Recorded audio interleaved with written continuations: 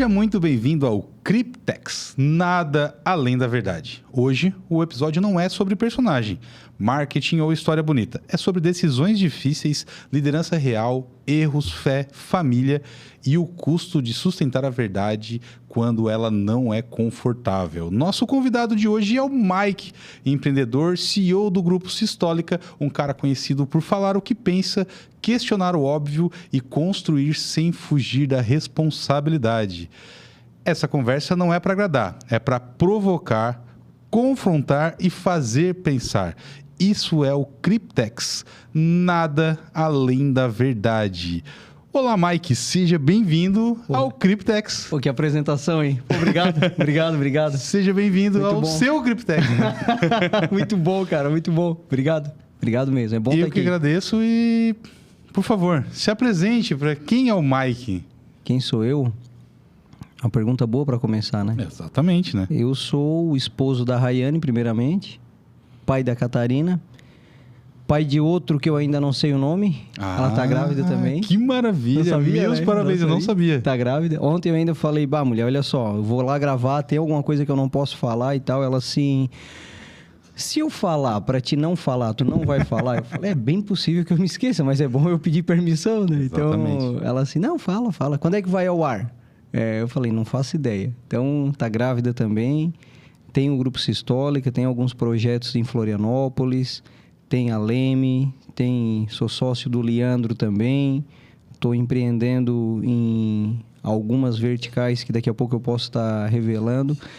Mas falar quem eu sou é falar da minha circunstância. Então, eu sou isso que tu tá vendo hoje. Pode ser que amanhã eu já não seja mais. Então, eu sou isso aqui. É uma maravilha saber quem a gente é, né? É o princípio, né, de tudo, né? Se a gente sabe quem a gente consegue caminhar para frente, né?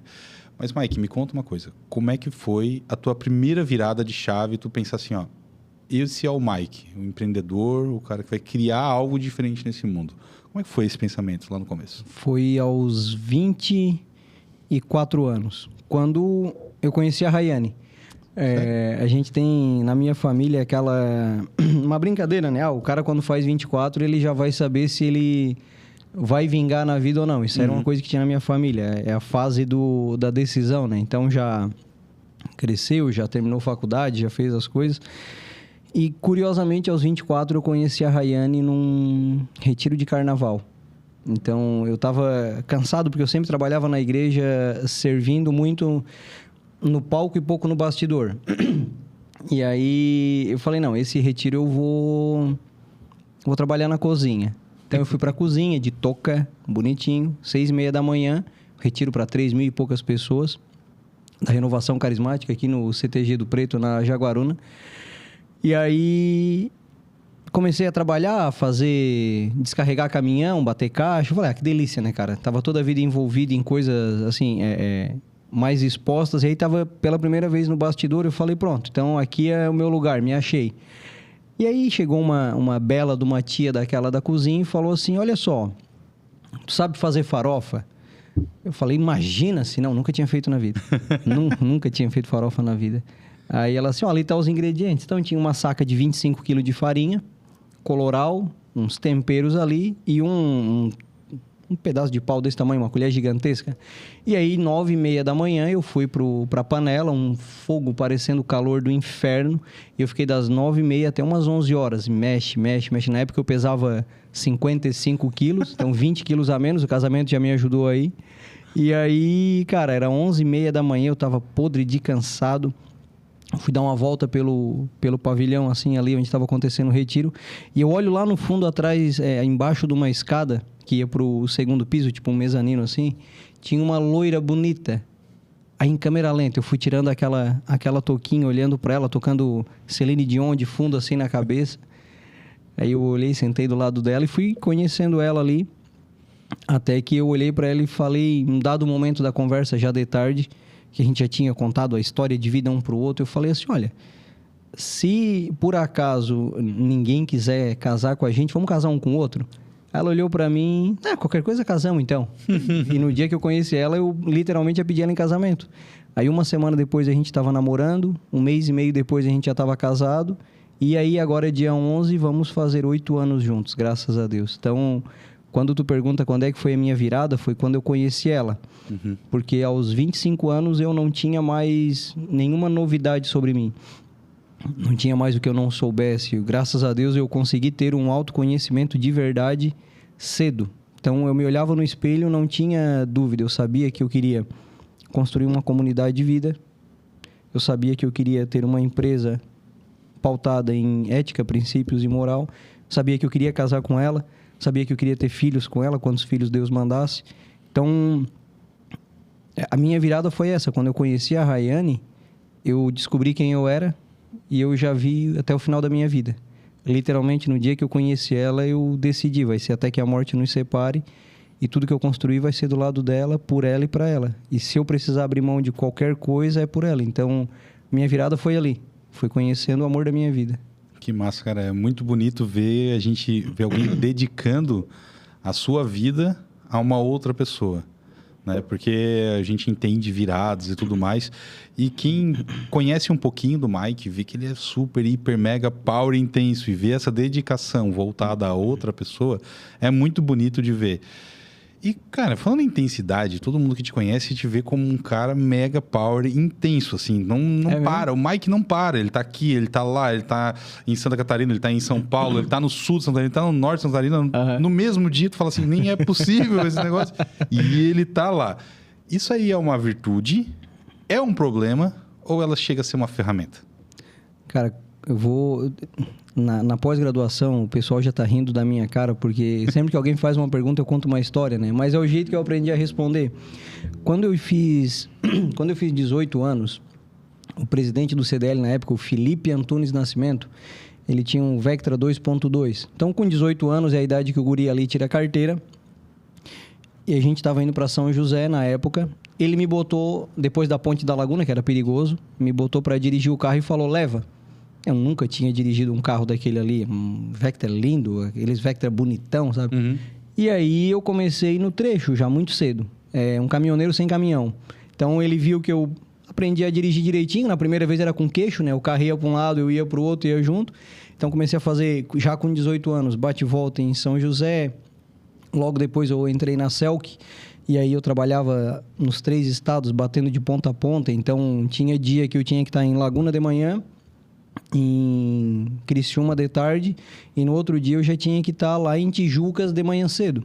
Então, eu acho que foi mais circunstancial do que uma coisa que eu provoquei ou que eu busquei. Então, eu tô com 32, há 12 anos, eu tô nessa jornada de bate e volta de um lado para o outro e corre daqui, corre dali. Muitas vezes o prato é atrás do volante, a corda não dá tempo de tomar café e corre. Eu não romantizo isso, eu vejo como uma circunstância de vida que Deus quer para minha vocação.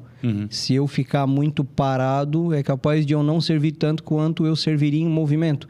Não é muleta, não é desculpa, é como eu leio a minha vida. Então, eu tento aceitar a minha circunstância e entender, beleza, Deus quer que seja assim. O que tem diante dos meus olhos é isso, eu abraço e vamos embora. Então, tem fases na empresa que eu consigo estar mais lá dentro, consigo estar mais em casa, mas tem mês que parece que passa um ano inteiro. É corrido mesmo. Tu gosta de estudar bastante e provavelmente na tua adolescência tu deve ter visto isso muito com Einstein, né? Que falava que ele podia dormir no máximo 4 horas por dia porque ele tinha que ter no mínimo 20 horas de ajuda dele para a humanidade. Deixar um legado, deixar alguma coisa dele para a humanidade. Então, quanto menos ele dormisse, quanto mais ele trabalhasse, mais ele conseguisse se dedicar. Então, provavelmente, isso deve ter vindo alguma coisa dessa da história. Mas tu não me respondeu a pergunta. Qual é a pergunta? Essa parte de ser intenso, ela é um problema? Ela é uma virtude ou ela é uma ferramenta? Depende. Ela é um problema quando eu me perco. E mesmo aos 32 anos, eu ainda cometo esse tipo de falha. Porque a demanda é muito sedutora. Imagina, tem reunião com o pessoal do governo do estado em Floripa, tem reunião com um prospect que pode me botar 200 mil por ano no bolso em Videira, em São José, tem negociação em São Paulo, tem tudo isso, mas tem uma família, tem uma espiritualidade, tem colaboradores. Eu não posso ser dono de uma empresa sem dono. Eu não posso acabar me tornando funcionário de uma empresa sem dono. Então, se torna um problema quando eu me perco. E eu me perco. Muitas vezes por ano. Só que graças a Deus eu construí bons amigos, bons colaboradores, um bom casamento onde as pessoas me puxam. Não é mérito meu. Se eu não tivesse pessoas boas do meu lado, eu tava ferrado. Porque eu fico cego diante dessa demanda. Eu tenho um problema de gula muito grande, não é gula de comida, é gula de demanda, gula de projeto e etc. Então eu preciso ter pessoas boas e verdadeiras do meu lado para estar me freando, senão eu me perco. Vira uma ferramenta quando eu tô com pessoas boas do meu lado.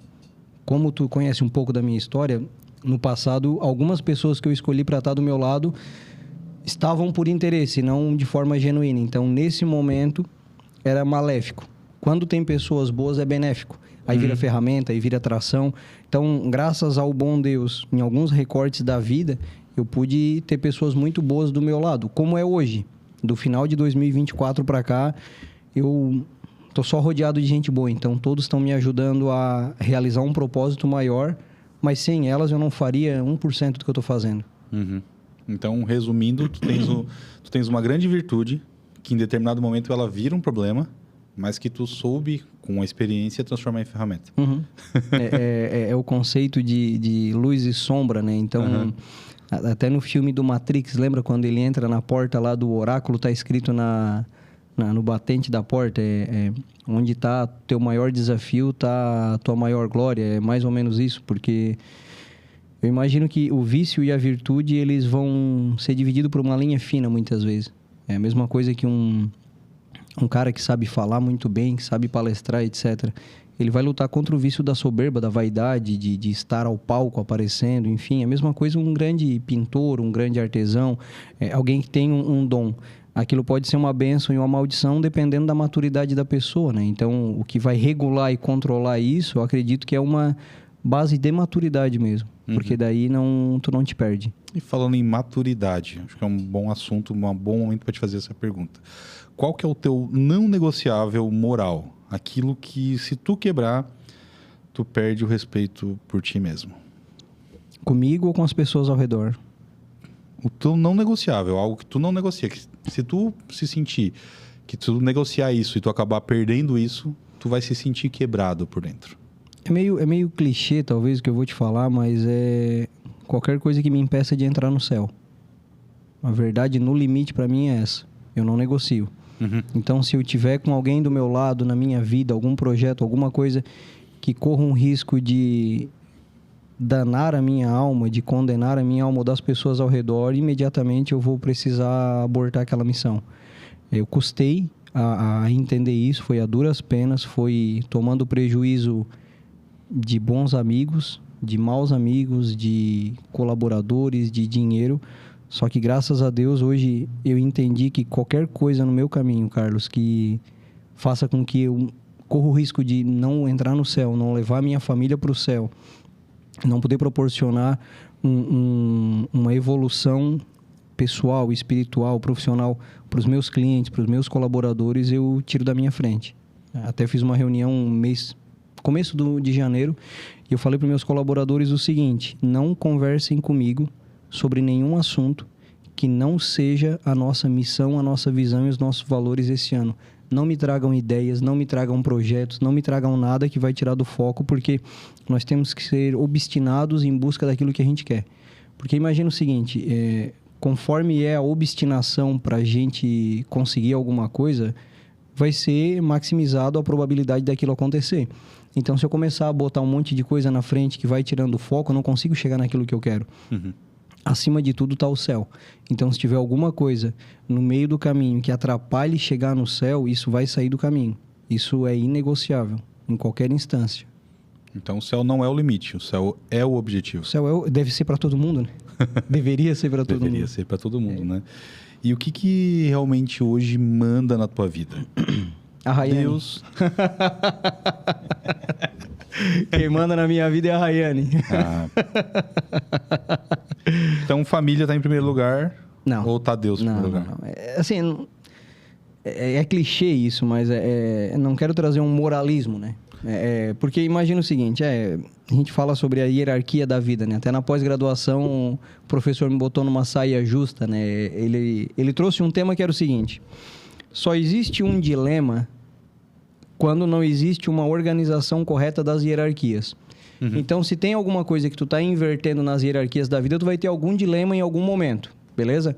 Então, o que vem primeiro? Deus ou família? Mulher ou filho? Trabalho ou isso? Então, quando a gente tem essa confusão, é porque a gente não está inserido na realidade, a gente não está instalado na realidade. Então, eu coloco uma hierarquia na minha vida daquilo que realmente eu acredito que alguém já entendeu. Eu não tento inventar a roda. Eu olho para a filosofia, para a história, para a antropologia, eu olho para os grandes pensadores e eu vou tentar modelar aqueles caras, entendeu? Porque é isso, né? Para que eu vou querer inventar a roda se alguém que teve muito mais sabedoria, graça divina, bênçãos, etc., já conseguiu entender o jogo melhor do que eu?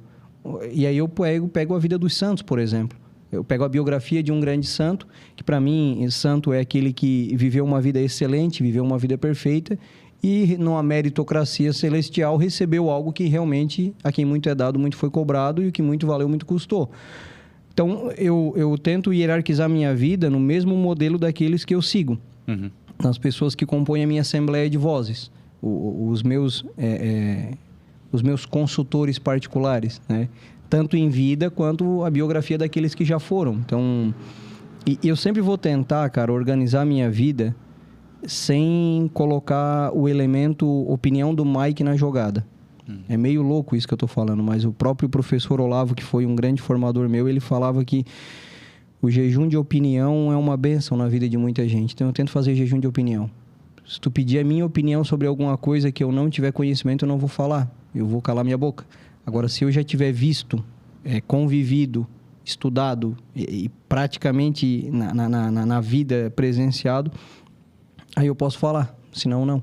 Então, por exemplo, alguns temas tu vai me perguntar, eu vou dizer não sei. Outros eu vou dizer que eu sei porque eu vivi, estudei e me expus aquilo ali. A questão da hierarquia, o que vem em primeiro lugar, eu modelo os grandes santos, eu modelo aquilo que está na Bíblia, eu modelo aquilo que eu acredito que vai me levar para o céu. Então, talvez seja a entrevista mais chata que tu vai fazer na vida, porque eu não vou te responder pensando em corte, eu vou te responder pensando na verdade. Se eu colocar a minha esposa acima de Deus, eu não consigo levar ela para o céu. Se eu colocar o meu trabalho acima da minha família, eu não consigo focar no meu trabalho porque eu vou conviver com uma culpa, um peso moral, um peso na consciência. Então, é muito simples, é aquilo que mais importa em cima e aquilo que vai tendo uma hierarquia de importância menor abaixo. Existe ex-emprego, existe ex-empresa. Não era para existir ex-mulher. Não era para existir ex-família. Então, não existe ex-Deus. Então, a hierarquia deve ser organizada com aquilo que tu vai querer levar do começo ao fim da tua vida e até depois. Para minha esposa, eu fiz um juramento diante de Deus que até que a morte nos separe. Para minha empresa, não. Se alguém quiser comprar, eu vendo. Se vier uma crise, ela quebra, eu começo de novo, eu reconstruo. Então, a hierarquia, ela é clara. A gente, às vezes, que não quer ver, entende? Ela está clara diante dos olhos. E quando a gente inverte, aí a vida perde o brilho, perde a graça. E tu comentou ali atrás sobre clichês, né? Eu vou ser clichê, eu vou ser clichê. Mas quando tu tens um método e tu estudou alguma coisa, é necessário tu aplicar aquele método, aquelas coisas que vão ser clichês, né? Com o passar do tempo, aquilo vai se tornando clichê, porque é um caminho para se chegar a um objetivo. Se eu não tenho esses clichês, significa que eu estou saindo desse caminho. Então, quando tu começa a repetir clichês, quando tu começa a entender que aquilo está clichê, é porque aquilo está naquele caminho que estás querendo. Está caminhando, né? Então, é muito errado as pessoas quererem apenas o que não é clichê. Porque quando eu valido alguma coisa, eu tenho essa espécie de mapa, né, que eu quero chegar, significa que eu estou alcançando aqueles clichês, aquilo está se encaminhando para alcançar bem, né? E quando a gente está falando sobre clichês e essas coisas assim, existem coisas que não são clichês, momentos que vão dando errado, né? Momentos que saem do clichê, saem do básico, saem do padrão, né? E qual que é o maior erro do Mike como líder, como empreendedor, e qual foi o custo real dele na tua vida? Meu maior erro foi ter permitido que pessoas que não eram para estar do meu lado ficassem por muito tempo. Eu não tenho bola de cristal. mas eu também não tinha habilidade de ver o óbvio e muitas vezes não ouvi o conselho de quem me amava. Então, esse foi o maior erro. Eu paguei caro. Para ser exato, R$2.180.000 foi o que custou. Só que isso, graças a Deus, já está resolvido. Mas o peso que isso traz na minha biografia, para mim não importa. Importa para as pessoas que estavam junto e presenciaram. Minha esposa, colaboradores, sócios que importavam, pessoas que acompanharam o processo. Eu não digo só do fatídico caso de 2024, eu digo de várias escolhas que eu fiz do meu nascimento até o dia de hoje. Sempre que eu permiti que pessoas que não eram para estar do meu lado estiveram, eu acabei pagando um preço muito caro, psicológico, financeiro, tempo perdido propriamente. E aí eu não vou vir com aquele papo de, mas não perdeu tempo, aprendeu. Cara, isso para mim é papo de coach, eu vou falar a verdade. Se eu pudesse não ter passado, não passaria. Então, pessoas que passaram do meu lado, que eu poderia ter me livrado delas muito antes, foi o maior erro, porque eu tenho um problema muito grande que é ser bobo. Bobo no sentido de bonzinho demais. Essa curadoria de amigos, essa curadoria de pessoas que de fato vão agregar ou não. E aí, a gente perde o foco, Carlos, porque, por exemplo, eu vou trazer um detalhe aqui. O grande ouro da vida vai estar nas pessoas que tu escolhe estar do teu lado. E aquelas que tu escolhe não ter do teu lado. E aí isso, eu vou te falar que uma pessoa que tem um mínimo de autoconhecimento, um mínimo de saber sobre si, quem eu sou, tu vai ouvir a tua consciência. Não é isso? Tua consciência vai olhar pra ti e vai dizer, porra, Carlos, aquele cara ali não é pra estar do teu lado. E aí tu vai insistir, tu vai contra ela. Aí a tua consciência é quase como se fosse uma vozinha do Espírito Santo falando assim, meu filho, não é pra estar com aquela pessoa. Aí tu vai protelando, vai postergar, seja qualquer coisa, colaborador, amigo, sócio, esposa, assim, qualquer coisa. A tua consciência, ela vai te alertar sobre estar ou não do lado daquela pessoa, com aquela pessoa. A gente insiste porque é teimoso. E teimosia não é virtude, teimosia é vício, virtude é persistência.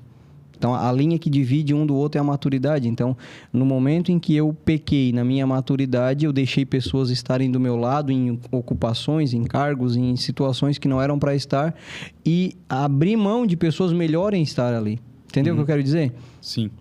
E tu sente que isso foi um problema na tua vida? Imagina. Isso foi um aprendizado muito grande. Isso aí foi, tipo, coisas que tu queria ter removido da tua vida para que tu já tivesse um pouco mais à frente hoje. É isso que te motivou a hoje estar liderando pessoas e estar palestrando sobre, olha, um pulso firme, existe a necessidade de corrigir erros, corrigir algo que tu presenciou e hoje é importante tu passar? Na verdade, eu ensino liderança há 8 anos.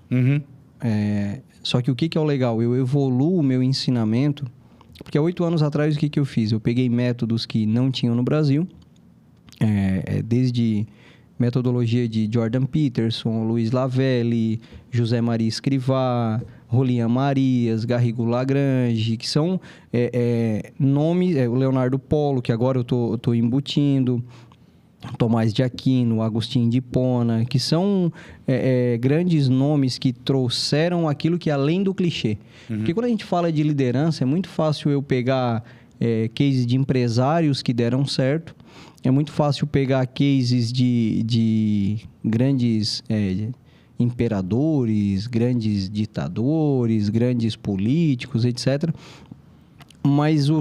E aí eu quero que tu entenda a minha linha de liderança. O cara que é um imperador, é fácil ele ser líder, porque ele está ali para mandar.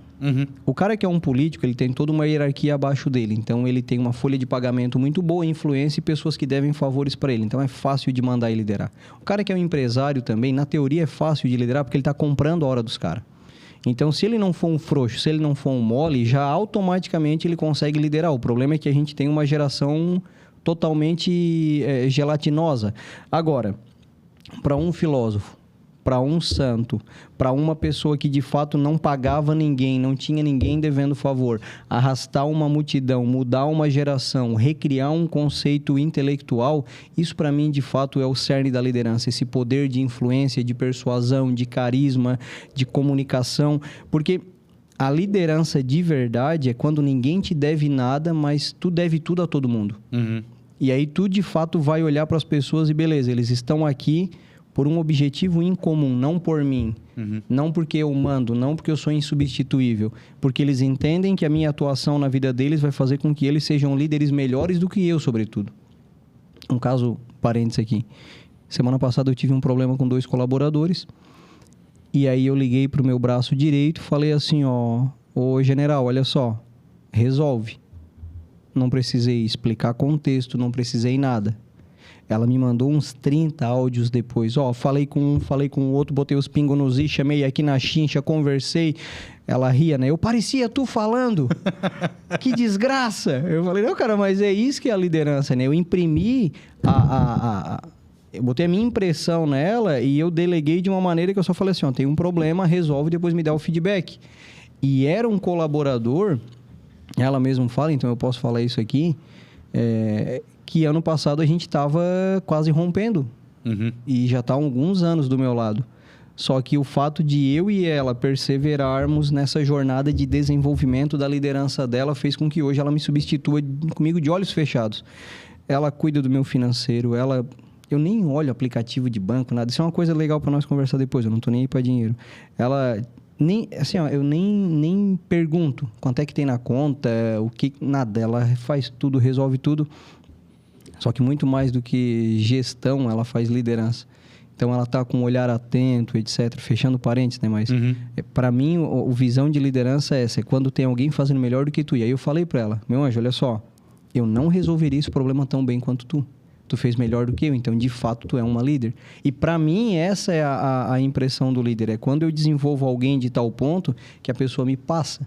Só que daí, para isso, tu tem que abrir mão de toda a tua vaidade, cara. Todo o teu ego, toda aquela tua pompa de querer ser o cara que está à frente, etc. Porque a definição etimológica de liderança, Carlos, na linguagem portuguesa é um inferno.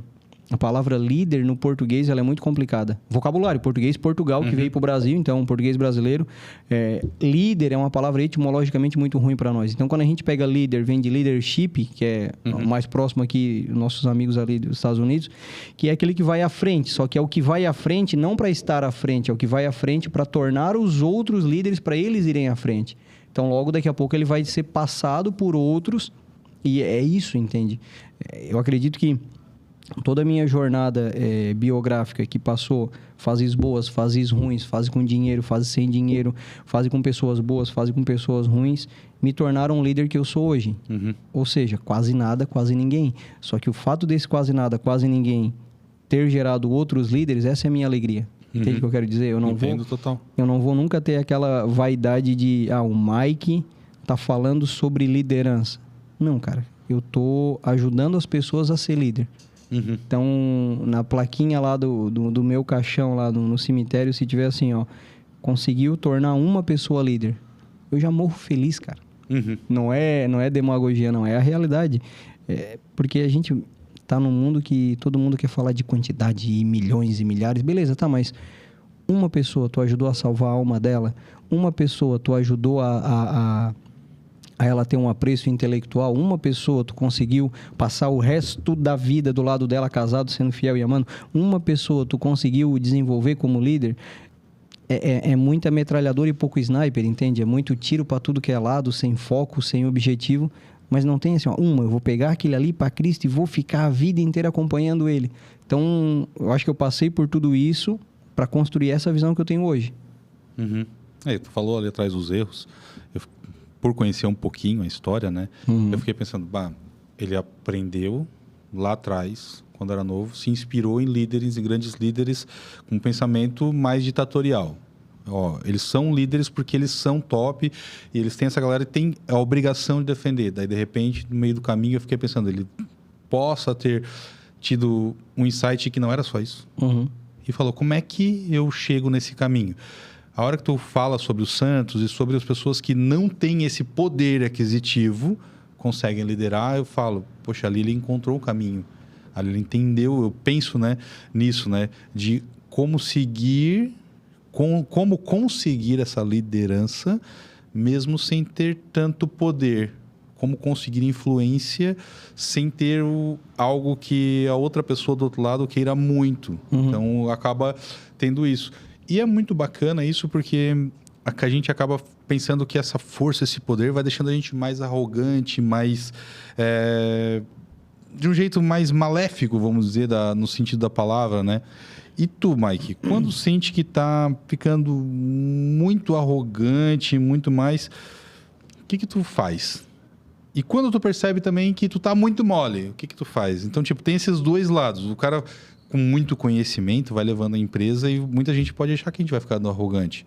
E a gente vai amolecendo. Só que o contrário também acontece. A gente vai amolecendo demais e a gente precisa dar uma subida. O que o Mike faz quando tá lá em cima e quando ele percebe que tá ficando lá embaixo? Todo dia, sem exceção. Quando eu acordo, eu escuto a homilia do Padre Paulo Ricardo. Aí eu faço um café para a Rayane, vou dar um beijinho na testa dela e entro no carro para ir para algum lugar. Todo dia. Isso é padrão há bons anos. E aí, no momento que eu tô passando o cafezinho para ela, ouvindo a homilia, eu tô no meu momento, eu com Deus, né? Quando eu entro no carro, é eu comigo mesmo. E aí eu começo a tirar o saldo do dia anterior. Já virou um hábito, então não consigo nem não fazer isso. E eu sempre me pergunto quais são os frutos que eu vou colher hoje do que eu plantei ontem. Eu não tenho esse fetiche de olhar lá para o passado ou lá para o futuro. Eu aprendi com meu professor que existem 2 momentos na vida, agora e na hora da nossa morte. O resto é tudo criação da nossa cabeça e neurose e loucura. Então eu tento olhar pertinho, né? Ontem, o que eu plantei, assim, eu vou colher alguma coisa legal hoje com as pessoas, etc. E essa questão da moleza e da dureza é o meu calcanhar. Porque... a pergunta foi boa mesmo, Marvado. Porque às vezes eu vou ser duro demais, no sentido de cobrar muita excelência, criteriosidade. Cara, tem hora assim que parece um maníaco. A Ashley, que está aqui do outro lado da câmera, ela faz uma produção que todo mundo aprova. Eu olho, cara, pode ser melhor. Então, não é uma coisa severa. Depois, qualquer coisa, tu vem aqui, pega o microfone e fala se eu tô mentindo. Não vem, né? Mas... é uma coisa, assim, muito chata, às vezes. Essa dureza não é uma dureza de ser babaca, por exemplo. Eu nunca tratei ninguém mal, nunca gritei com um colaborador, nunca briguei, nunca... Quando eu tive que tomar as decisões mais duras na minha vida, que é a da briga, eu fui frio, porque eu entendo que essa imbecilidade não precisa existir, mas a minha dureza não é na rispidez, a minha dureza é no critério. Então, eu vou exigir muito de todo mundo que está ao meu redor. Só que, claro, agora com 32 anos eu não posso mais agir feito criança, né? Então, quando eu tô percebendo que eu tô sendo rígido demais, eu tento incentivar de outras formas. Olha, eu tô te apertando porque é pro teu bem, porque eu sei que tu pode mais. Se eu visse que tu não pudesse mais, eu não ia te apertar. Só que não é no meu tempo, é no teu. Então, eu olho para um colaborador e eu digo, ó, eu vejo o que tu pode se tornar. Eu vejo o teu futuro, Mike Diná, mãe Diná. Eu olho pro cara, eu sei certinho. Eu bato o olho e eu vejo, ó, tu pode ser isso, tu pode ser aquilo. E ele sente que é verdade, ele sabe que é verdade. Só que ele tem os seus dilemas, as suas neuroses, etc. Que aquilo vai impedindo, cara. Se eu fosse coach, eu falaria que ele tem as suas crenças limitantes. Mas a gente sabe que não é isso, né? Mas é muito maior do que isso, enfim. Às vezes falta repertório para algumas pessoas entender. Mas são dilemas, são neuroses, são tijolinhos que estão no meio do caminho do cara que vão fazendo com que o percurso dele não seja tão bom. O próprio Julián Marias falava, né? O caminho se faz ao caminhar. Só que esse cara, às vezes, ele tá caminhando tropeçando. Então, o meu papel como líder é olhar e falar, bicho, deixa eu tirar essas pedras do teu caminho para te poder chegar no teu objetivo mais rápido. Tanto é que tem um colaborador meu que eu falei assim, ó. Se tu terminar o ano ganhando menos de 10 mil, eu te demito. Se tu ganhar 12 mil, eu te dou um cruzeiro. Se tu ganhar 14 mil, eu dou um cruzeiro pra ti, pra uma namoradinha. Ou pra um namoradinho também, eu não sei do que ele gosta. Eu acho que ele gosta de namoradinho. E se tu terminar ganhando 16 mil, eu pago um cruzeiro pra ti, pra tua família e pro teu cônjuge, seja lá qual for. Ele ficou feliz da vida. Ele disse, mas tu vai me demitir se eu não estiver ganhando 10 mil? Eu falei, vou, porque daí eu não tô conseguindo explorar o teu potencial. Então, meu nível de dureza é nessa linha. Eu quero que as pessoas cresçam e eu não aceito mediocridade em hipótese alguma. Até vindo no carro, eu tive uma conversa com a nossa amiga. Eu falei assim, ó, o que tu fez hoje é nota 5. Se tu tivesse feito isso há 3 semanas atrás, era nota 10. Então, não é a questão de produzir materiais igual, é a questão de evoluir a produção ao longo do tempo. Porque o tempo já passou. O que tu evoluiu no meio desse tempo? Quantas páginas tu leu? Quantos vídeos tu assistiu? O que tu agregou? Porque o tempo está passando para todo mundo. Então, meu crivo de liderança é esse. Se está do meu lado, evolui. Se não quer evoluir, sai da minha frente. E a moleza, ela vai acontecer, Carlos, quando eu misturo as coisas. E eu misturo pra caramba, cara. Tanto é que um colaborador meu esses dias ouviu da minha boca a seguinte frase: tu só vai ser demitido se tu me roubar ou se tu pegar algum colaborador aqui dentro. Porque se tu não bater meta, eu vou tolerar. Se tu te atrasar, eu vou tolerar, porque tu tem costa quente comigo. Então, essa moleza, eu tô sendo muito verdadeiro contigo, essa moleza, ela vai existir quando eu gosto demais da pessoa, eu misturo as coisas. E é o meu jeito, eu não vou mudar. Uhum. Aí é uma coisa que, dentro da maturidade que eu desenvolvi, eu penso o seguinte: eu olho para um colaborador que eu quero ter na minha empresa 10, 20 anos, eu olho para o longo prazo do cara. Então, vai ter momentos que ele vai fazer uma cagada ou outra e eu vou olhar para aquilo ali, eu vou dar risada, vou conversar com ele, porque eu sei que no longo prazo ele vai me trazer muito mais retorno. E no longo prazo, aquela cagadinha que ele fez não vai importar de nada. Uhum. Não é que eu vou ser omisso, eu vou ser criterioso, mas eu também não vou ser chato, não vou ser pegajoso. Tipo assim, irmão, eu não sei se eu podia falar isso aqui, mas também qualquer coisa, se tu quiser tu corta, mas é meio... Ele tava querendo namorar uma menina, só que os horários não batiam. Eu falei assim, cara, eu vou te dar um vale-ficante. Vou te dar um vale-ficante. Se conseguir bater a tua agenda com a dela, me avisa, pega folga e vai lá, cara. Vai atrás do teu amor. E aí, tipo assim, esse tipo de coisa, eu acho que é mais benéfico do que maléfico, porque o cara, às vezes, ele fica até mais tarde, ele pega um sábado, tá trabalhando, tá estudando, tá lendo, tá me mandando coisa. Então, eu vou colher bônus e ônus dessas coisas, mas eu acredito que o bônus vai ser muito maior, porque eu trato meus colaboradores de um jeito que, às vezes, eles esquecem que eu sou o dono, mas quando precisa lembrar, eu lembro. Uhum. Só que isso fica leve, entendeu? Porque, querendo ou não, a minha empresa é um ecossistema educacional. Eu tenho desde um pós-doutorado em Harvard que trabalha para mim, quanto um estagiário que está lá aprendendo a falar.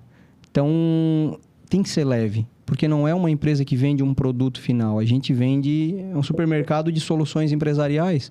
Então, são soluções empacotadas que eu vendo para o servidor público, que eu vendo para autarquias, eu vendo para a empresa, eu vendo B2C. E aí, meu irmão, se não for leve, o pessoal espana. Entra em parafuso, porque de uma semana para outra eu invento moda e a gente tem que botar para rodar, cara, não tem. Então vai ter essa articulação entre moleza e dureza o resto da minha vida. Sim. E tem que ter, né, um meio termo ali, né? Quando tá numa posição, que é onde o Mike tá ocupando agora, tem essa necessidade, né? É o famoso dono da empresa, né? Hoje em dia é muito bonitinho falar CEO, né? Todo mundo se auto-intitula CEO, mas quem é CEO de verdade tem essa obrigação de entender como funciona, qual que é o workflow dessa empresa e tudo mais, né? E quando a gente entende onde a gente está, né? Qual que é o sinal mais rápido que a gente pode perceber, né? Que a gente está mentindo para si mesmo? O dono da empresa está percebendo. Talvez o Mike tenha percebido em outras pessoas mais isso. Qual que é o sintoma, assim, que tu percebe que o dono está mentindo para si mesmo no seu negócio? Eu vou te falar que eu não minto. Às vezes eu aumento a quantidade, mas não a brincadeira, assim. Eu tento nunca mentir. Então, a brincadeira de aumentar a quantidade é tipo assim, ó, chega um colaborador... essa demanda é para quando? Não, é para amanhã. Tipo, não é para amanhã, não precisa. O cliente reclamou, o cliente está querendo cancelar nada, só dei um feedback. Então, às vezes eu dou uma exagerada.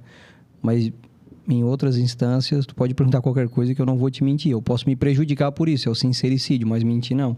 Agora, quando eu vejo que um dono de empresa está mentindo para si, é que ele quer negligenciar aquilo que está diante dos olhos. Coisa que eu já fiz muitas vezes, não é isso? E eu vejo isso todo santo dia, porque eu já atendi 1.000 e poucas empresas. A gente já treinou 6.000 pessoas só em aula de liderança, fora os outros produtos. O ser humano, ele vai mentir para si por uma questão de gatilho de direção mental. Isso até ensino no Crisol. O que é o gatilho de direção mental? O hedonismo e eudaimonia. Então, é gatilho de busca e fuga. o que o teu cérebro busca e o que o teu cérebro está fugindo. Porque quando tu tá diante daquilo que é incerto, tu vai ter 3 opções: defesa, fuga ou ataque. Não existe uma quarta. Pode bater cabeça e pensar que não vai ter. Sempre que tu tá diante do incerto, diante de uma ameaça, diante de um perigo, diante de algo que te tire da zona de conforto, tu vai ter 3 movimentos base. E esses 3 movimentos base são fundamentais para te entender que nenhum deles deve ser majoritário, eles devem ser articulados. Às vezes tu tem que fugir, às vezes tu tem que atacar e às vezes tu tem que defender. Só que tem gente que é escrava de um único modelo. Por exemplo, eu tinha um cliente muito bom de São José, que trabalhava com mercado náutico, etc. Era um cara que tinha um perfil parecido com o meu, só que ele mentia para si mesmo acerca dele mesmo na empresa. Então entrava, se trancava na sala dele, não interagia com os colaboradores, era um cara que não marcava presença, não sentava do lado, etc. Ele me pagou 280 mil em 1 ano e meio para guardar numa gaveta tudo que eu produzi e não aplicar nada, e aplicar uma coisa, que daí valeu todo o dinheiro e valeria o dobro. Eu desenvolvi um líder nele. Eu fiz ele sair da sala dele. Ele parou de mentir para si mesmo. Ele foi encarar a verdade. O que é a verdade? Tem problema ali, tem máquina quebrando, tem gente que não tá legal, tem gente que não tá feliz, tem vendedor que não sabe nem vender o teu produto, a coisa não tá boa, vai para fora da tua sala e vai atender a galera. Esse negócio de... muita gente que fala sair do operacional. Sair do operacional é uma ova, cara. Tu não pode estar preso no operacional, mas tu tem que dominar o negócio. A empresa tem que estar na palma da tua mão igual um reloginho, só assim vai crescer. Ou tu acha que o Luciano da Havan, muitas vezes, ele não cai no operacional para ver como é que a coisa está acontecendo. Ou tu acha que os grandes donos de empresa, talvez não eles, mas muitas vezes o C-level deles, eles falam, cara, vai lá sentir o cheiro de graxa no mecânico, vai lá olhar a prateleira do supermercado, vai a campo. Então, a maior mentira que o empresário vai ter para si próprio é essa articulação entre estar envolvido e comprometido ou querer sair desse operacional que um monte de maluco aí tá prometendo isso e, na verdade, cara, é mais uma falácia do que algo verossímil. A maior mentira é essa. Tu tem que estar sentindo o cheiro dos caras. E eu dou feedback muito para os meus colaboradores, porque eu tenho tudo quanto é tipo, né? Tem CLT, tem PJ, tem os caras que são parceiro, tem partnership. E teve um que eu sentei com ele semana passada, eu falei assim, irmão, eu tô esquecendo do teu cheiro. Tu tá muito na rua, tá muito em cliente, tá muito em visita, tá muito em prospecção, tá muito em atendimento, eu tô perdendo teu cheiro. Aí, o que eu quis dizer com isso? Que vão ter oportunidades aqui dentro do negócio, que se tu não tiver aqui, tu vai perder. Daqui a pouco tem uma prospecção boa em Florianópolis que eu vou ter que botar para outro. Daqui a pouco a gente vai ter um insight, tu não vai vir junto. É muito dinâmico o negócio. Então, eu acho que o cheiro dos que estão conectados tem que estar muito latente no cara. Lembrar do semblante de ontem, como é que o cara estava. Olhar para o colaborador como se ele fosse uma pessoa importante, porque ele é. Uhum. Aí é que está o ponto. Não é olhar como se ele fosse importante, porque não é. Olhar para o colaborador como se ele fosse importante, porque ele é. Sem ele não tem nada, cara. Sem ele tem um autônomo, ou tem um cara tentando, ou tem um cara sonhando. Se não tem time, não tem empresa. Então o cara tem que ter essa concepção. Eu tenho que sentir o cheiro dele aqui, ó. Eu tenho que estar perto, eu tenho que estar conectado. Senão é só mais uma falácia que uma hora vai vir a cabo. E tu acha que essa necessidade de liderar longe do projeto, né? Longe do chão de fábrica, sem entender tanto, é uma doença nos dias de hoje? É a única doença? É causada, por exemplo, por líderes de rede social que falam, tipo, eu tô aqui no meu iate em Dubai e tem alguém tocando minha empresa porque existe a necessidade de eu me afastar do meu projeto porque eu não posso estar lá o tempo todo. Isso é uma doença? Tem mais doenças? Qual que é a doença número 1 do mundo de hoje na liderança? Isso é fetiche. Sabe o que é fetiche? Uhum. Uma coisa é o que tu fala com uma câmera ligada. Outra coisa é o que tu faz com aquilo ali desligado. Se tu é uma pessoa com a câmera ligada e outra pessoa com a câmera desligada, se tu é uma pessoa na frente dos teus colaboradores e outra por trás, nenhuma pessoa dá pra dizer que tu é. Tu é uma caricatura, tu é um sujeito em formação. Tu é qualquer coisa, menos uma pessoa. O sujeito vai ter neurose, o sujeito vai ter um monte de problema para resolver e aí ele vai ter fuga. Por que o iate em Dubai? Porque é uma fuga. Fuga de alguma dor em busca de algum prazer. É um mísero hedonista esse filho da mãe. Porque ele não está enfrentando e vivendo a realidade como ela é. Esse fetiche de de uma empresa autogerenciável que toca sozinho. Cara, é legal, cara, é legal. Eu pego férias de 15 dias, a coisa toca, mas a coisa não toca sem mim. A coisa não vive sem mim, porque eu sou aquilo ali é eu. Então, eu não digo o Mike, mas o dono da empresa, o cara que é o founder, o cara que é o criador do negócio, se ele se afastar do negócio, existe um poeta que ele fala assim, ó, o amante se torna na coisa amada. O amante é aquele que ama. Uhum. Então, quanto mais amor... Meu falecido avô falava isso. Bota amor nas coisas que tu faz. E eu entendo o que ele queria falar. Esteja presente, esteja sentindo o cheiro, esteja tocando, esteja envolvido, esteja comprometido. Um cliente meu me trouxe uma coisa que é muito engraçada, é a galinha e o porco, né? Eu nunca tinha ouvido falar nisso. Ele assim, como tu, um cara desse... Eles me confundem, né? Um coach desse. Eu falei, tá bom, sou coach. Pô, vou ficar explicando, não. Tá bom, sou coach. Um palestrante falar que não conhece essa história. Eu falei, então me conta a história. Não, é porque tem o porco e tem a galinha. Então, a galinha, ela vai, bota o ovo e segue a vida dela. Mas o porco, para servir o bacon, tem que cortar um pedaço dele. Então, a galinha está envolvida, o porco está comprometido. Eu falei, porra, a analogia é boa, né? Então, tem dono de empresa... Eu não conheci semana retrasada essa historinha.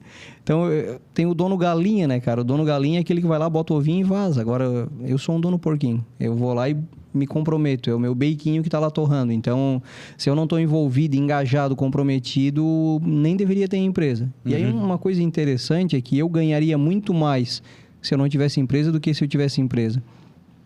Hoje, eu ganho 20% do que eu poderia ganhar de salário se eu fosse um autônomo. Imagina, Carlos, eu estou há 12 anos. Eu já atendi 1.000 e poucos clientes. Já tenho, graças a Deus, um prestígio na Sistólica. A Sistólica já tem uma reputação muito boa. Se eu fosse um autônomo, eu tirava 180 mil de salário. Porque hoje uma consultoria em média 20 mil, eu consigo atender 10, 15 consultorias por semana, mais aulas à noite, dava para tirar quase 200 mil de salário.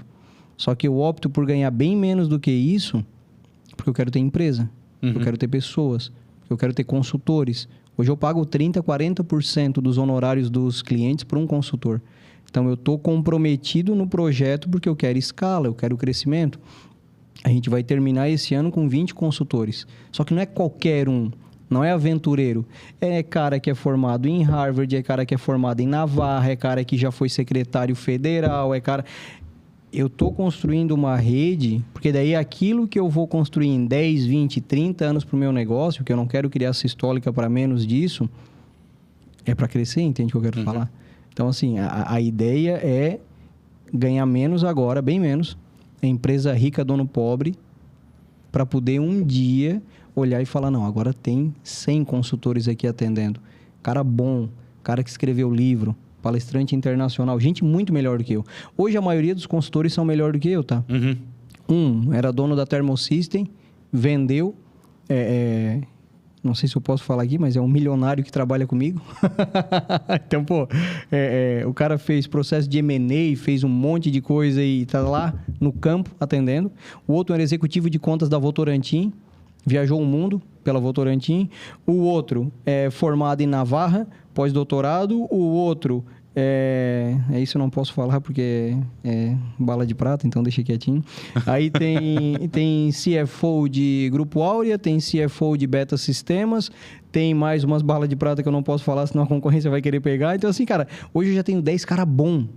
Tem cara que é sênior em autarquias que estão trabalhando para mim. Tem cara que está 10 anos dentro de um segmento, está trabalhando para mim. Então, eu sou o pior que tem na minha empresa como consultor. E às vezes os clientes me querem só...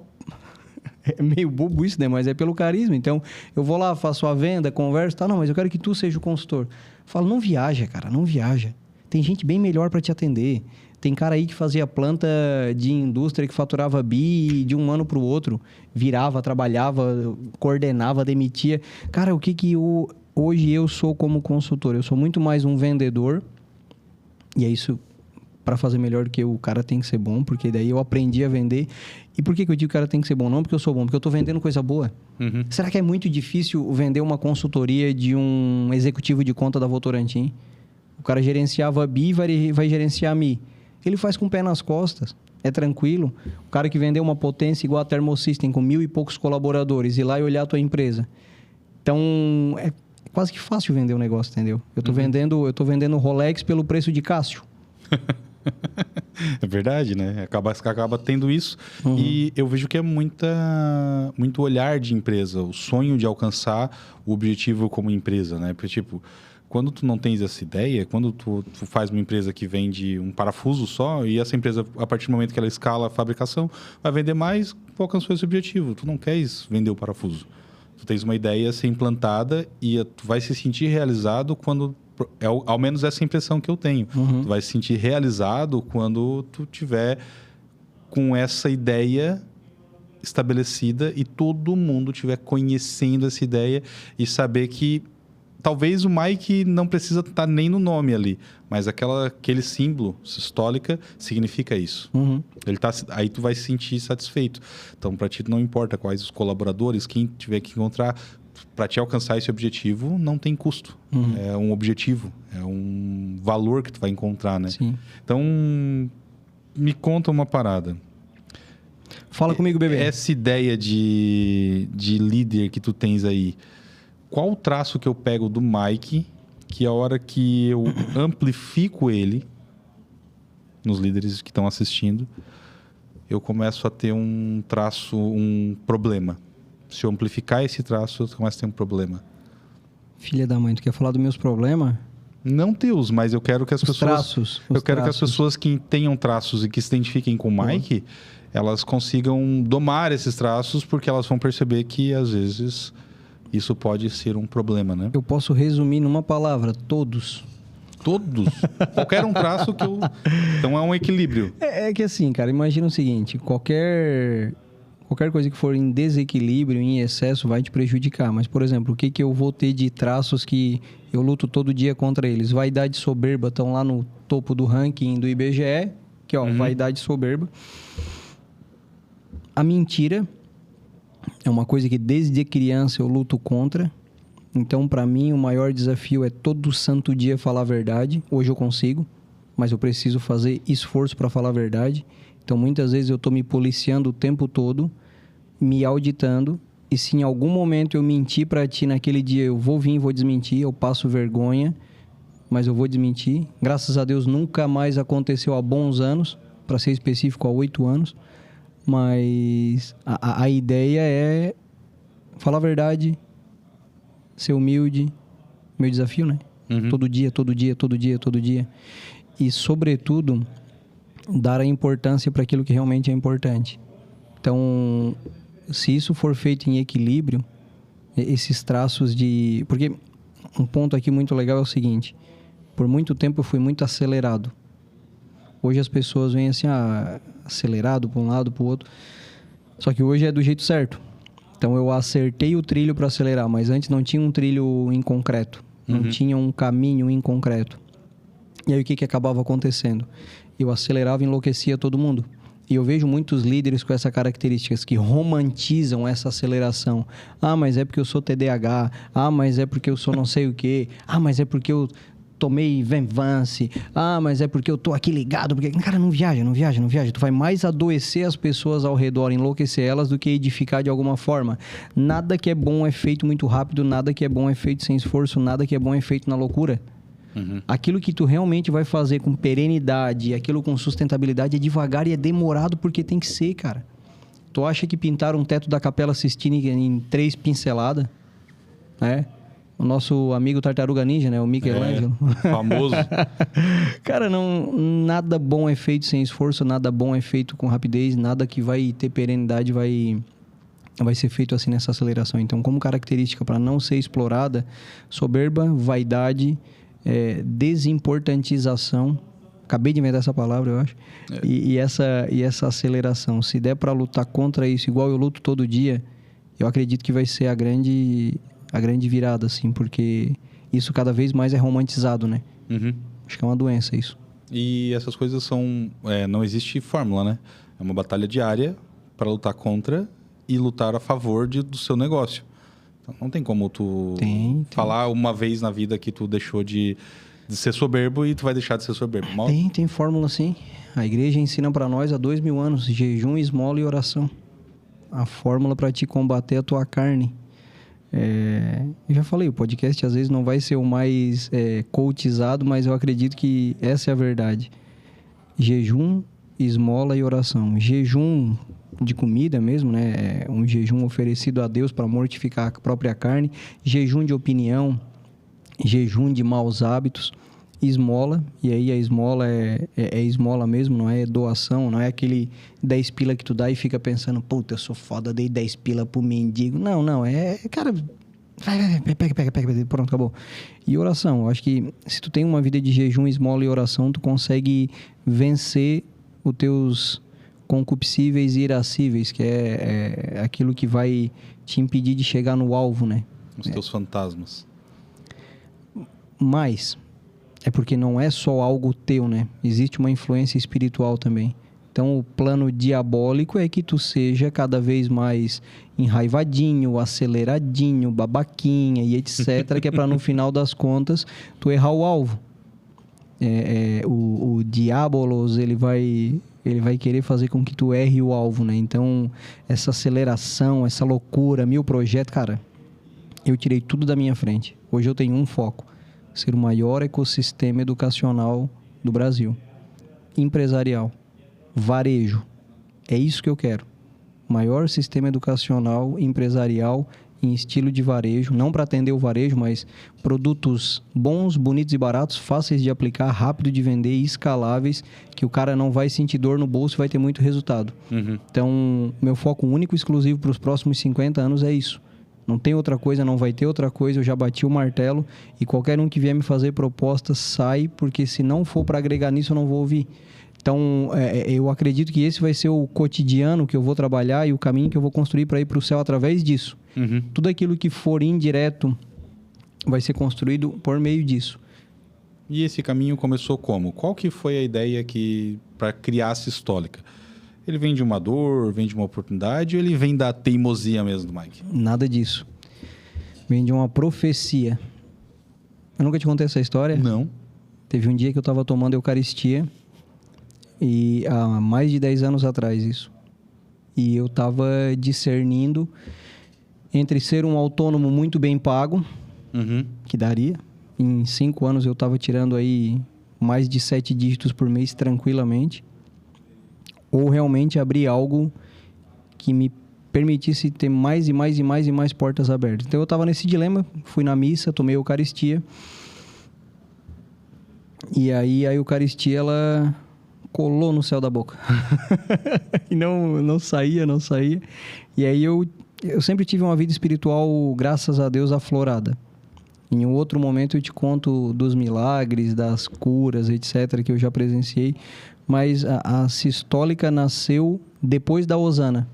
Porque nesse dia que eu tomei a Eucaristia, eu tive uma profecia sobre uma comunidade. Deus conversando comigo, que eu tinha um chamado para construir uma comunidade chamada Hosana. E aí a profecia era assim, ó: hoje o Senhor avivou a nossa alma. Hoje o Senhor avivou a nossa alma. E quando eu escrevi no papel depois, hoje o Senhor avivou a nossa alma, a primeira letra de cada palavra dava Hosana. E aí foi o nome que eu batizei a comunidade. E o que é Hosana? Hosana é o projeto da minha vida, não a Sistólica. A Sistólica, ela pode continuar comigo, sem mim, com alguém tocando, mas a Sistólica só existe por causa da Hosana.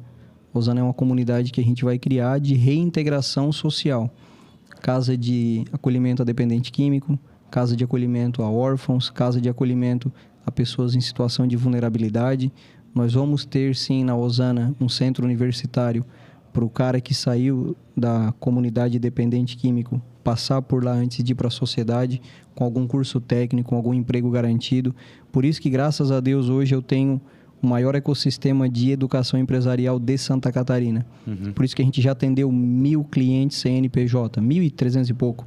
Por isso que a gente já atendeu 6.000 clientes só em turma de liderança. Eu estou há 10 anos atuando no bastidor. Em 2027 que eu vou para o palco de verdade, que aí a gente vai começar a botar 100, 150 mil por mês em tráfego pago, em marketing digital, que a gente vai capilarizar as franquias, que a gente vai estruturar as unidades. Então eu vou estar há 12 anos CNPJ atuante no bastidor, pegando o carro, indo em cada cliente, formando o time, construindo reputação. Só que ao longo desses 10 anos, a Sistólica vai se estruturando para quê? Para eu abrir porta para construir a Osana. Então, hoje eu já tenho um grupo de advogados que estruturaram o CNPJ do Instituto, com estatuto, com regimento, tudo bonitinho. Já tem projetos de lei para subsidiar a construção das casas. Então, já tem um projeto de lei sendo desenhado para fazer o abrigo de velhinho, já tem um projeto de lei sendo desenhado para fazer a casa de acolhimento a dependente químico. Deus foi colocando pessoas no meu caminho, Carlos, através da Sistólica, que só nasceu por causa da Osana. E se não tivesse Osana, não teria Sistólica. Tu teria muitas vezes aqui na tua frente um cara muito mais rico no CPF, mas muito mais pobre no espírito. Então a Osana nasceu, a Sistólica nasceu depois, e a Sistólica só nasceu para que Deus me permitisse abrir portas. Então hoje eu tenho contato com alguns prefeitos, com alguns governadores, com alguns articuladores de projetos, com pessoas de altíssimo renome a nível internacional e nacional, donos de universidades, autarquias, etc., que vão fazendo network e conexão para que a gente consiga de fato lançar a Osana perto de 2030. Então, a ideia de lançar a Osana como projeto de captação de verba, como projeto de patrocinadores, é para perto de 2030. Aquilo que se assemelha com a Osana é o bairro da Juventude em Criciúma. Aquela comunidade bonita que eu admiro muito. Então, a Osana, para mim, é um projeto muito maior do que tudo que eu tenho ao meu redor.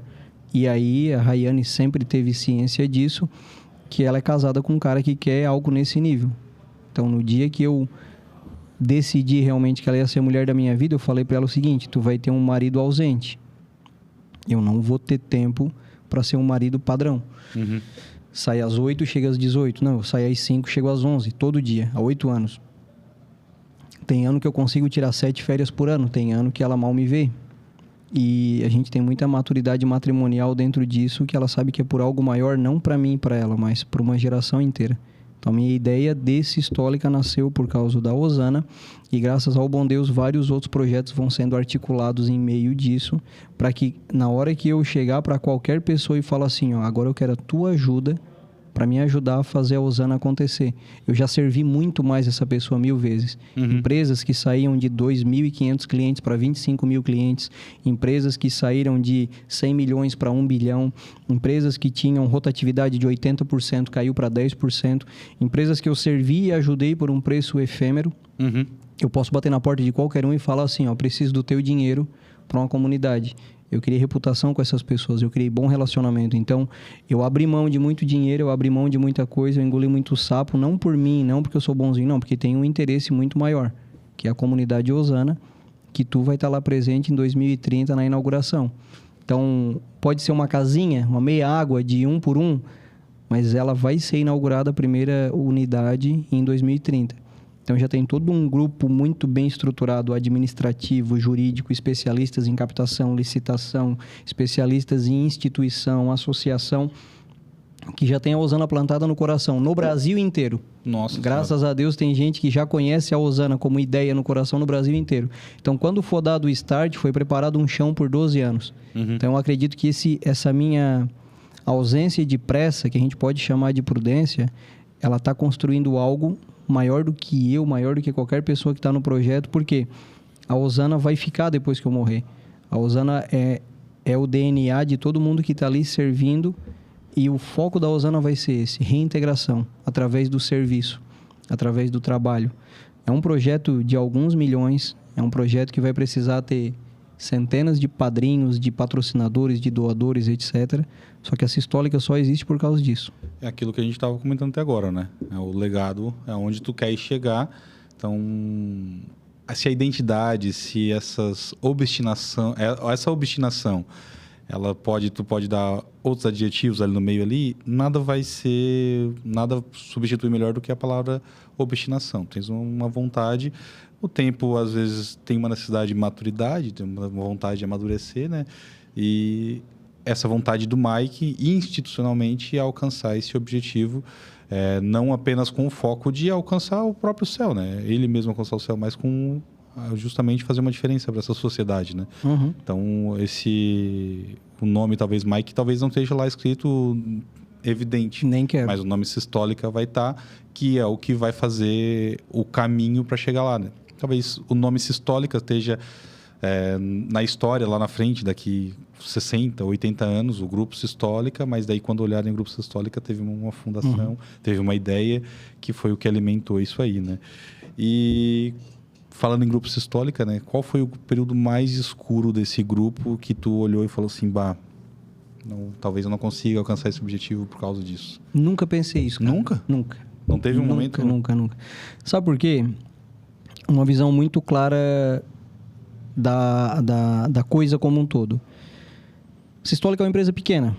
Em 5 anos de CNPJ aberto, a gente faturou 10 milhões. Então, é uma empresa relativamente pequena. Porque a gente fala 10 milhões. Cara, mas é 10 milhões em 5 anos. Então, para bater 10 milhões em 5 anos numa empresa de prestação de serviço, uns vão dizer que é bom, outros vão dizer que é nada, mas é o meu resultado. Desses 10 milhões, a gente tem que entender o seguinte: é 5 anos de empresa. Então, é uma empresa que nos primeiros 5 anos ela mais vai ter custo, investimento e aprendizado do que, de fato, lucro e caixa. Então, pode ter certeza que eu não tenho nem 10% desses 10 milhões para mim. Aquilo é tudo retroalimentado e investido. E se puder mais 5 anos, eu faço a mesma coisa. É um assunto que eu detesto falar, mas para mim é muito tranquilo, é dinheiro. Eu não gosto de dinheiro, eu não me preocupo com dinheiro. Até teve um amigo meu que falou assim: imagina, tu chegando aqui de Porsche. Eu falei, vai te cagar com Porsche, cara. Tá, mas tu não tem ambição material. Eu falei, cara, olha só, eu trabalhava como servente de pedreiro aos 12 anos no Caruru. Hoje eu moro num apartamento bom, eu tenho um carro bom, cara, que pra mim aquilo ali já é o teto da vida. Não é falta de ambição, não é conformismo. É que assim, cara, tá tudo certo, irmão. O que eu tenho já tá bom demais. Não é assim, o cara tá acomodado. Não é nada disso. Eu quero milhões e milhões e milhões e milhões de faturamento no CNPJ para a Osana. Por mais que tá tudo bem, cara. Se um dia der para tirar ali, sei lá, 30 pila por mês, pagar uns botox, né? Porque o cara vai ficando com cara de lata, uma escolinha boa pra Catarina, pros 50 filhos que eu quero ter, tá tudo certo. Isso aí, trabalhando tanto que eu trabalho, qualquer pessoa ia falar, não, é muito pouco. Mas, cara, eu já alinhei com a Rayane. O que a gente quer? A gente quer uma... Eu até tava lembrando... Falei pra ela assim, ó... Eu acho que eu tô repensando muita coisa na minha vida. Volta e meia eu venho com uma aspira dessa. Aí ela assim... Fala aí, marido. Eu falei, não, cara, a gente tem que ter uma vida simples. Eu vou comprar um carrinho pra ti. Vou trocar o meu num outro pouquinho, coisa melhor. Vamos morar numa casinha simples, 1 milhão, 1,5 milhão. Ela... Que casa simples com 1,5 milhão, cara? Eu falei, que hoje tá tudo caro também, sim, né, cara? Sim. Uma casa de 1 milhão hoje não é nada. Mas, tipo assim, ó, dadas as devidas proporções com que eu já faturei, com que eu já gerei de caixa, a vida que eu tenho é muito financeiramente tranquila. Meu custo de vida é baixo. E o que eu vou gerar, eu não quero crescer financeiramente junto no CPF. Cara, agora nessa hora do podcast, uns 4 vão embora, mas pode ir, não tem problema. Mas falando a verdade, minha ambição não é de dinheiro, brother. No CPF. No CNPJ No CNPJ, se eu puder engolir todos os meus concorrentes, eu engulo. Se eu puder contratar colaborador deles, eu contrato. Se eu puder contratar eles, eu contrato. Se eu puder comprar eles, eu como CNPJ, eu vou ser agressivo ao extremo. E aí o cara vai ter que ser bom para ser mais agressivo do que eu no CNPJ. No CPF eu sou um hippie, negão. Paz e amor, cara. Entendeu? É a segunda vez que eu escuto isso essa semana. A outra vez que eu escutei isso aí foi do teu grande parceiro, do França. Falou a mesma coisa. No CNPJ eu vou ser agressivo, eu vou conseguir... Praticamente eu tô sendo um replay, assim. É legal ver que as pessoas que te rodeiam também têm essa mesma... E se não fosse, não estaria perto. Não estaria perto. Né? E me diz uma coisa assim... Cara, esses números, esses valores, essas coisas assim... Parecem gigantes. Mas se a gente fizer uma conta de papel...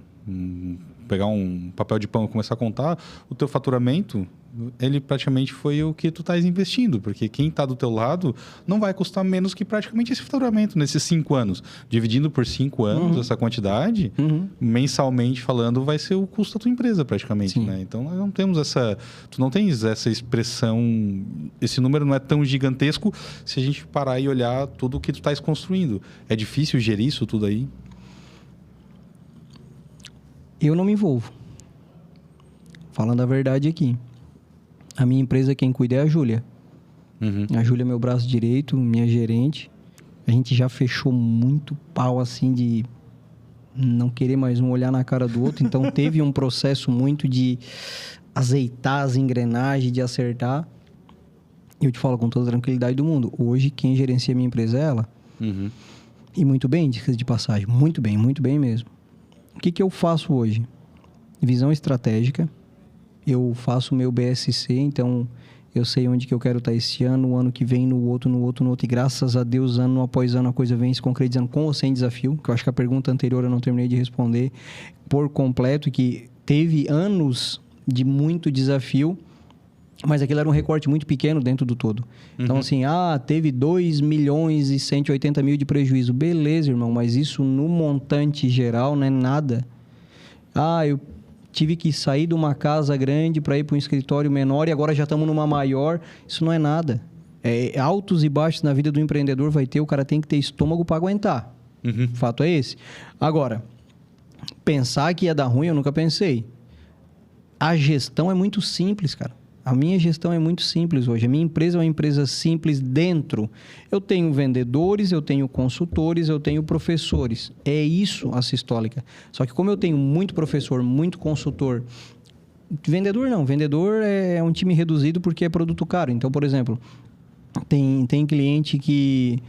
Um exemplo de um cliente nosso. Ele está 4 anos com a gente, um cliente já botou 1 milhão lá dentro. Tem cliente que fica 3, 4, 5, 6 anos. Um dado legal também sobre a Sistólica, fazendo propaganda agora, né? Por favor, né? A primeira tá aí que em 1 hora de conversa? Então tá bom. 1 hora, exatamente. Existe um número, que é o número que eu mais me orgulho, chamado LTV, Lifetime Value. A maioria, para ser preciso, 85% das empresas que são pares da minha, iguais às minhas, tem um LTV de 3 a 4 meses. O meu LTV é de 2 anos. Sério? Ou seja, um cliente que entra numa consultoria nível Brasil, qualquer consultoria que pegar no Brasil, 85% delas, as pessoas vão ficar de 3 a 4 meses. O tempo de permanência dos meus clientes é de 2 anos, no mínimo. Tem clientes que estão a 5, tem clientes que estão a 1, mas a média da estadia é de 2 anos. Então, isso é prova de que o nosso trabalho é muito melhor do que o da concorrência. Por isso que eu digo, talvez nós não sejamos o maior do estado, mas o melhor a gente garante. Pela mão de obra que tem dentro hoje. Então, a mão de obra que tem dentro é de pessoas com altíssimo gabarito. Não a minha, mas a dos consultores e professores. Tem cara que vai dar aula de Crisol que está 12 anos assistindo aula de Crisol.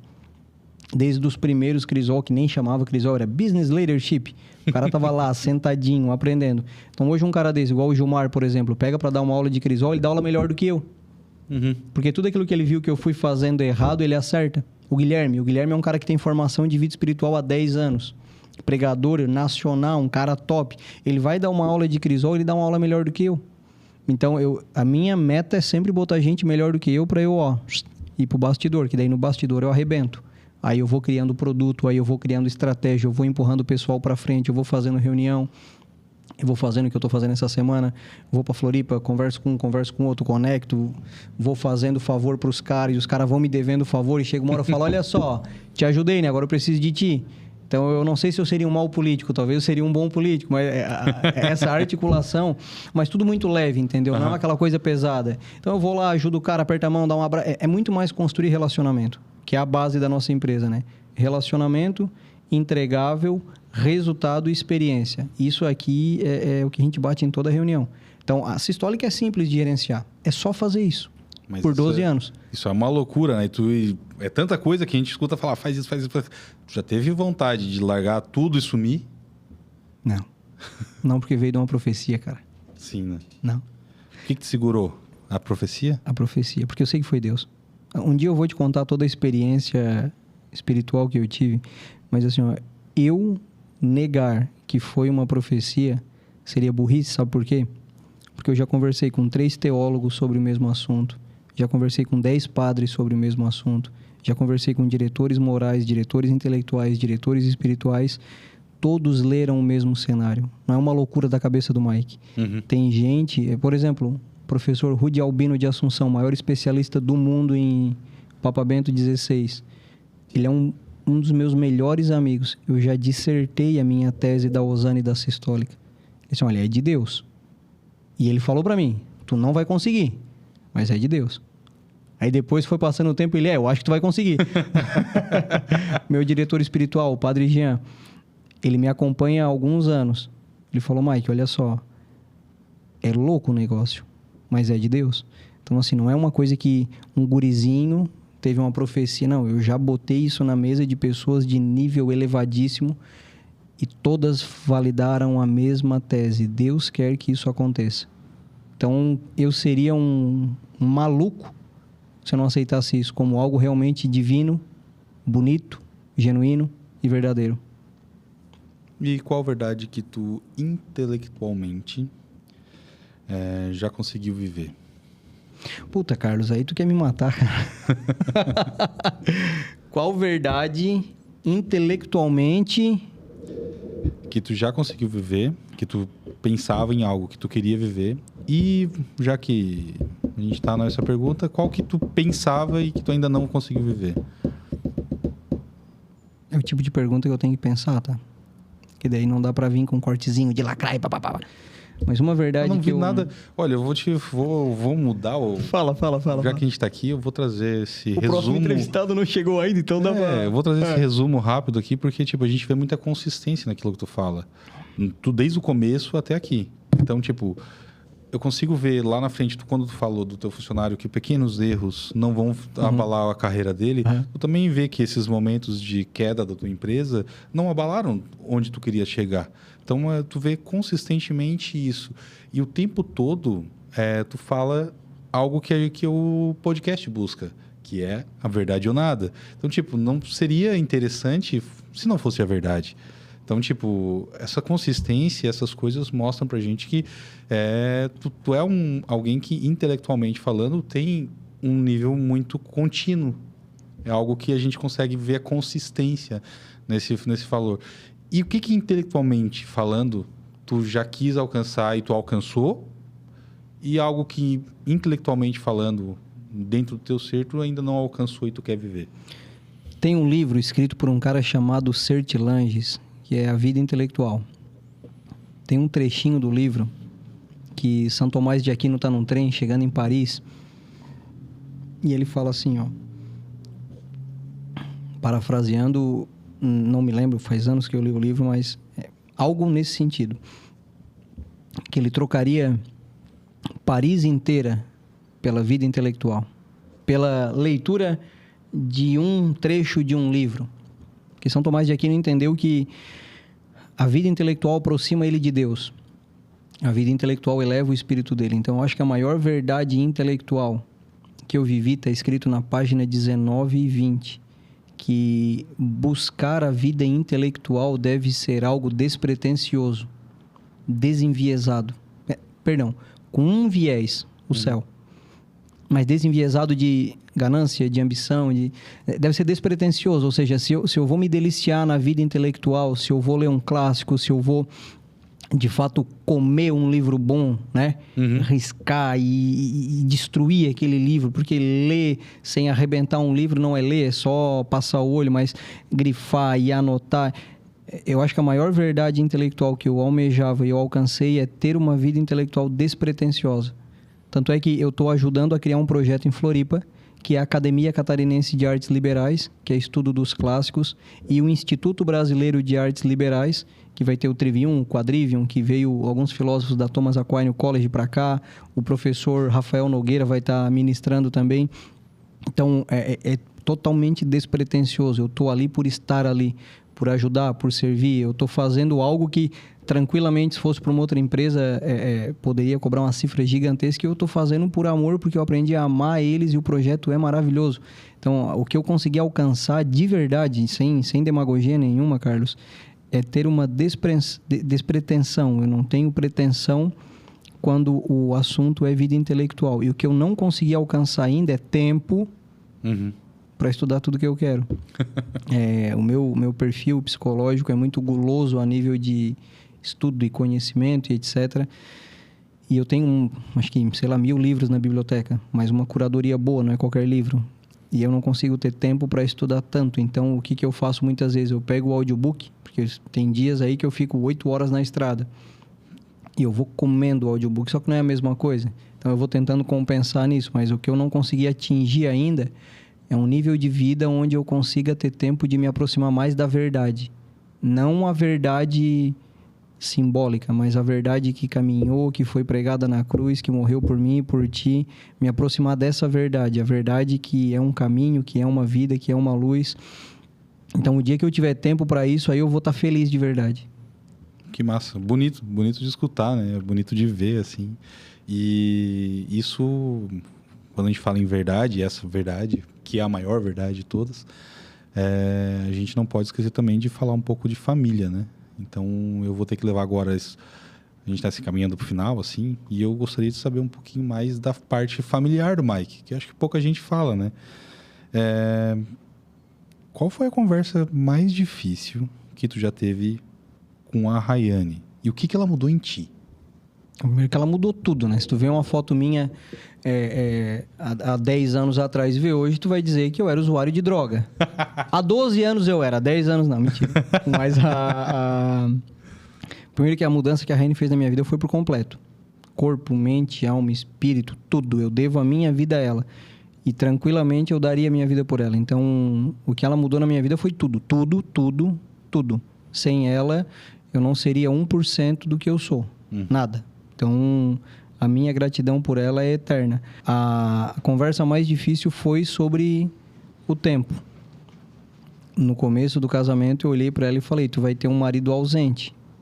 Me desculpa, mas eu preciso que tu entenda e que tu aceite. Se não aceitar, a gente não consegue ir para frente. Só que o tempo que eu tiver contigo vai ser um tempo bom. Eu não vou conseguir ser o modelo de pai que vai estar em casa o tempo todo, lambendo a cria, porque eu tenho um projeto muito grande. Um dia eu vou conseguir conciliar, graças a Deus, conforme o tempo passa, eu estou conseguindo. E ela entendeu isso, então ela sempre teve muita maturidade para entender a nossa realidade de vida. Um caminhoneiro, às vezes, trabalha tanto quanto eu e ganha menos. Um professor que trabalha muito, às vezes, trabalha 3 períodos e ganha menos. Então, eu falei para ela, eu vou trabalhar bastante para tentar ganhar bem. Então, não é apenas sobre o trabalho ou a remuneração, mas é sobre ela saber que o marido dela sai 5 da manhã, chega 11 horas, meia-noite, tentando construir algo bom e verdadeiro. Então, acho que isso sustenta o nosso casamento. Ela nunca me vê, ela nunca me vê jogando, ela nunca me vê saindo com um amigo, nunca me vê indo quarta-feira para um futebol. A única coisa que ela me vê é em casa ou trabalhando. Então, acho que isso sustenta muito o relacionamento. Ela nunca olhou para mim e me viu desanimado. Não levo o problema do trabalho para casa, tento não levar, né? Não é dar uma de super-herói, mas é fazer o papel que o homem tem que fazer, né, cara? Ela já trabalhou comigo, já foi minha sócia, já foi designer, já na época que não tinha ChatGPT, ela ficava louca, fazia legenda. Então, ela fazia arte para outdoor, ela fazia reunião, BPO financeira. A Raine já foi tudo. Até ela entender que ela não queria ser isso. Até entender que ela queria ser dona de casa, mãe. E aí foi onde ela encontrou a paz. Então, ela cuida da casa, eu cuido da empresa e a coisa funciona muito bem. E nessa vida vieram frutos, né? E quando que qual foi o momento que tu percebeu que ser pai não é ter filho, é ser julgado pela tua vida? Cara, eu acredito que só nasce um pai quando nasce um filho. Não tem como estar preparado. Do mesmo jeito que só nasce um líder quando nasce uma crise, só nasce um pai quando nasce um filho. Então, eu não quero que a Catarina me ame, eu quero que ela me respeite. Amar vai ser da parte dela. Para mim, o papel de um pai para um filho é esse. Eu vou educar, eu vou ensinar ela a fazer as coisas certas, mas eu não espero nada além de respeito. Se eu conseguir ser um pai que mereça o amor dela, beleza, mas eu vou ensinar ela a ser uma pessoa correta. Ontem, inclusive, ela teve um spa. Ela tomou banho de banheira com espuma, levei frutas, botei bebê tubarão para tocar. Ela adorou, ela falava, obrigado, senhor, mais uva, por favor. Então, vai ter dia que dá para ter essas tiradas assim, mas é raro. E é bom que é para dar valor também, né? Porque se for o tempo todo não valoriza. Mas assim, eu tô longe de ser o marido modelo, o pai modelo. Eu sou bem ausente, eu trabalho feito um cavalo. E elas entendem isso. Tanto é que às vezes eu falo assim, ó filho, o papai tá indo dar aula pra galera. Eu tento inserir ela, né? Ela vai numa aula junto, às vezes vai numa consultoria, às vezes a Raiane passa lá para dar um beijinho, porque eu tô morando na empresa e tal. Mas a ideia de ser julgado, eu não tô nem aí, cara. Se eu me importasse com o julgamento do outro, eu não saía na rua. Então, o que achar ou não achar não paga minhas contas, não realiza o meu sonho. Pode julgar, só paga o meu boleto, aí tá tudo certo. E tem alguma herança invisível, assim, que tu tens medo de passar para teus filhos? Não. A Raiane não quer que ela seja consultora, que ela disse que é uma vida muito sofrida, né? Mas a bicha é uma política, cara. Onde ela vai, ela faz amizade e tal. Eu acho que a herança genética é inevitável. Então, ela não vai ser alta, né? Porque eu também não sou alto. Ela não vai ser tímida. Eu já vi, ela é muito sociável. Mas eu não tenho medo, não. Porque eu sei que quem cria ela é muito melhor do que eu. Que a mãe dela. Então, qualquer mania ruim que venha de mim, a Raiane tira com bastante amor. Então... tá tudo certo, isso eu tô em paz. Meus filhos estão muito mais bem cuidados do que a minha esposa e do que eu, então eu tô bem tranquilo.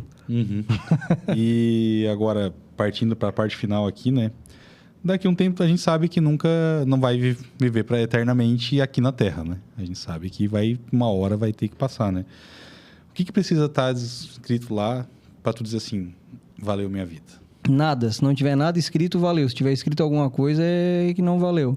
Tem um exercício do professor Olavo de Carvalho. Eu ia trazer, mas o necrológio. Exatamente. O necrológio é uma carta que a pessoa que mais te amou escreveu no dia do teu velório diante do teu caixão. Sobre ti. Só que daí é tu que escreve essa carta. Eu acho que no meu necrológio vai estar escrito assim, ó, alguém que tentou servir e às vezes conseguiu. Alguém que tentou amar e às vezes conseguiu. Alguém que tentou liderar e às vezes conseguiu. Mas todas as vezes que conseguiu, conseguiu muito bem. Acho que é isso que vai estar escrito. Tentou ser um bom pai às vezes e às vezes conseguiu. Tentou ser um bom marido às vezes e às vezes conseguiu. Mas quando conseguiu, conseguiu bem conseguido. É muito bonito. E acho que eu ia perguntar se essa fosse a última coisa que tu falasse publicamente. Eu acho que seria... Tem alguma outra coisa que ficou faltando para as pessoas entenderem que é o Mike? Ou é isso, o teu necrológio, ele explica exatamente o que é o Mike? Eu acho que a última coisa que eu falaria é façam o crisol. Do fundo do meu coração. Acho que a última coisa que eu falaria, se eu pudesse falar para o maior número de pessoas, é isso. Façam o crisol. O crisol 1.0, 2.0, que vai sair em 2027, façam o crisol. Porque ali está a impressão daquilo que eu mais acho que é bom para o ser humano, não só para o líder, para o matrimônio, para uma liderança, para uma visão, e não é propaganda não, tá?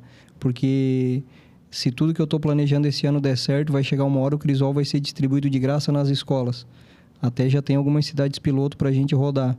Então, se eu pudesse falar alguma coisa assim, ó, para o maior número de pessoas possível, é façam o crisol. Pagando de graça, comendo pelas beiradas no YouTube, no Instagram, mas tudo que der para pegar da metodologia Crisol pega, porque é o que tem de melhor que eu acredito para desenvolver alguém. E eu repito, não é propaganda, é porque é o que eu acredito de verdade. Muito bonito, muito consistente, 1 hora de conversa muito consistente, que dá para perceber exatamente de onde veio e onde quer chegar. Queria dizer, em primeiro lugar, né, muitíssimo obrigado, Mike, por sustentar essa conversa aqui sem ser um personagem, sem ser aquela coisa mais básica, né? Foi uma conversa muito real, né?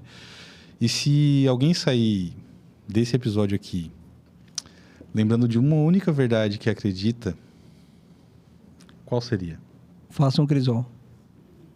É clichê, cara. Faz o crisol. Fala pra ti. Faz o crisol.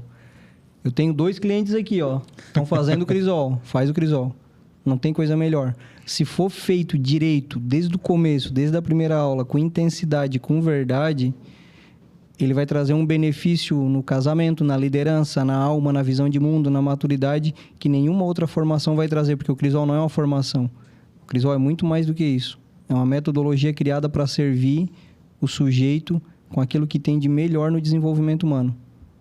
Faz o Crisol. Mike, muito obrigado por essa 1 hora e alguns minutos, eu acredito que 1h20 praticamente de conversa. Muito bom, cara. A gente está estourando o tempo, mas a gente podia ficar aqui o dia inteiro conversando, porque eu acho que não é uma conversa. Vou te agradecer pelo ensinamento, praticamente. Imagina. Né? Porque é uma hora, praticamente, de aprendendo itens, aprendendo coisas, aprendendo como lidar e aprendendo, principalmente, dando uma experiência particular, né? Até a domar alguns certos conceitos que a gente tem e que a gente precisa parar e estudar um pouco mais, né? Então, muito bom. Obrigado. Vou te agradecer demais por essa conversa. E vou falar, né? Para você que acompanhou até aqui o Cryptex, não é sobre concordar, é sobre pensar, questionar e encarar o que muita gente prefere ignorar. Esse foi mais um episódio do Cryptex, Nada Além da Verdade. Muito obrigado por ter assistido até aqui e até o próximo.